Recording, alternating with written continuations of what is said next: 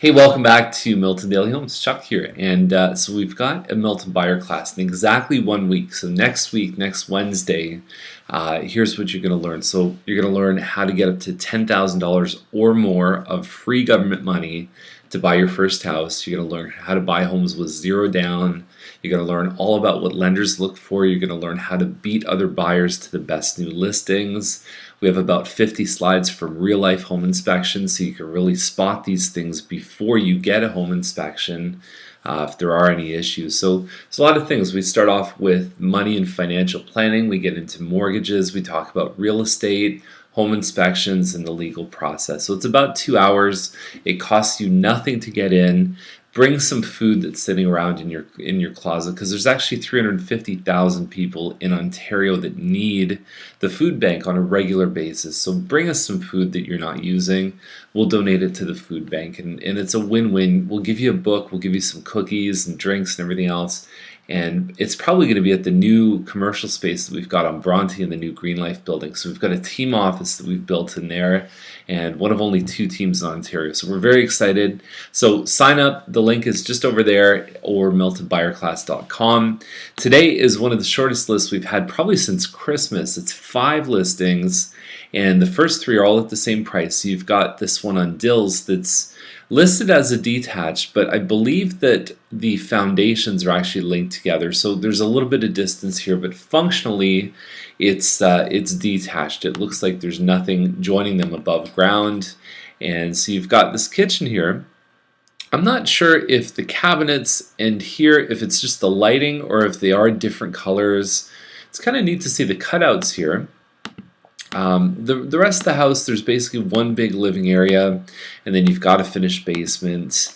And it talks about how the broadloom is steam cleaned and the seller is willing to paint before closing. So I don't know if that means that there's deficiencies in the paint. It's a decent size, 1,600 square feet of living space. Now that probably includes the basement, which means you're maybe 1,300 square feet on the floors above. So hard to tell with that one there. I mean, detached homes under 4 definitely get attention, but it is a bit of a smaller house, and the street is very, I find it's a little bit cluttered. I find it's not the same appearance as the Mattamy ones, but you're going to pay more for a Mattamy house. So it'll be interesting to see where that one sits. We've got this one on commercial here.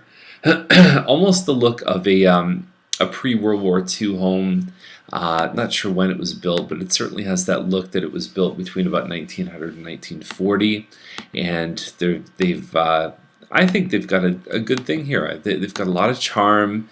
The price point's good for a detached home, and you're on a 50 by 180 foot lot. So 4 bedrooms. The one thing that may hold them back is, well, there's a couple things. There's only 1 washroom. There's no garage really here, but I think the lot and the look from the street and everything else is positive. So we've got this one on Whitmer here. It's a townhouse. So interesting. We've got detached new area, we've got detached old area, and then we have a townhouse.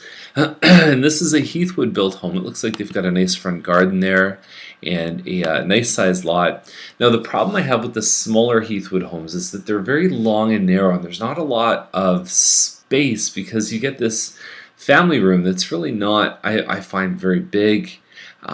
You've got your kitchen here that's open concept. There's good upgrades inside, but that's your main floor. You've got kitchen plus 1 little room, and then I find the bedrooms upstairs are very small. That's not a big room there. I mean, a bunk bed is not a massive piece of furniture, and that takes up probably more than half the room.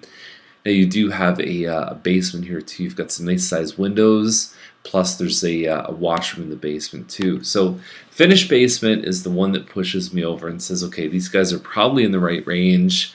We've seen townhouses a couple hundred square feet bigger, although they feel a lot bigger, sell up in the 420s. So these guys are probably in the right zone.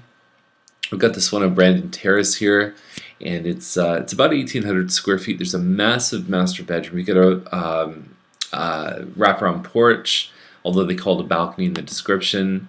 $429 is the price. I find the same issue with these homes.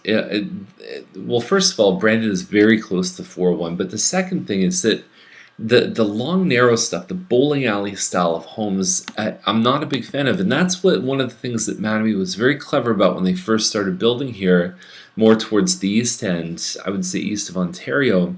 They were much better at saying, here's our wide lot, and lately they've gone back and done a lot of the traditional things with builders. I find Mattamy's layouts generally are still a bit better, but the wider gives you an opportunity to have more living room on the main floor, and so you actually, it's just you have. If you've got so this one's 41 feet, but really some of these townhouses are on 22, 23-foot lots. The garage is 10 feet. You've got some separation between the neighbors. So really that main hallway might only be 5 or 6 feet. And so there's nothing you can do until you get past the garage and the floor plans.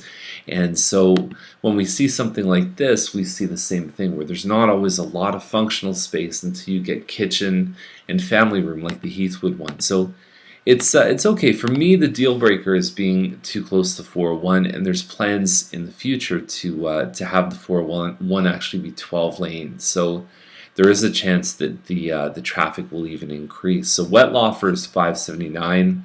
It's the last one on the list. August 15th, we talked about that, is when you see that in a listing, that a listing has a specific date that they've mentioned, is that you know that there's probably a good chance that they've identified the next home that they're buying. There's a reason for that date, and so if you can give someone that date, if you think about the win-win of negotiating, you might get some help elsewhere. And so maybe that's in the form of a price, or maybe it's in the form of something included, but that can be a very good thing to know that date. And for the sellers, there's different schools of thought. Do you put that date out there, or do you put something more, I would say, vague, something like 60 days, and then when somebody calls you and says, I'm putting an offer in, that's when you have that conversation. So do you be clear up front, or do you be a little bit more vague and maybe not reveal the fact that you've actually purchased something else? It's an interesting dilemma, and something that people always face when selling their house. How truthful should I be in the whole process of revealing my motivation to buyers? Because it can work for you or against you. Arista is the builder of this home, and it's about 2,300 square feet.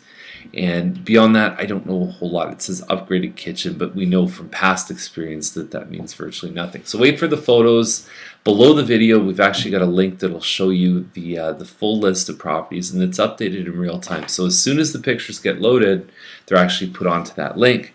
And if you have any questions, give us a call. We'd love to help you, and have a great day.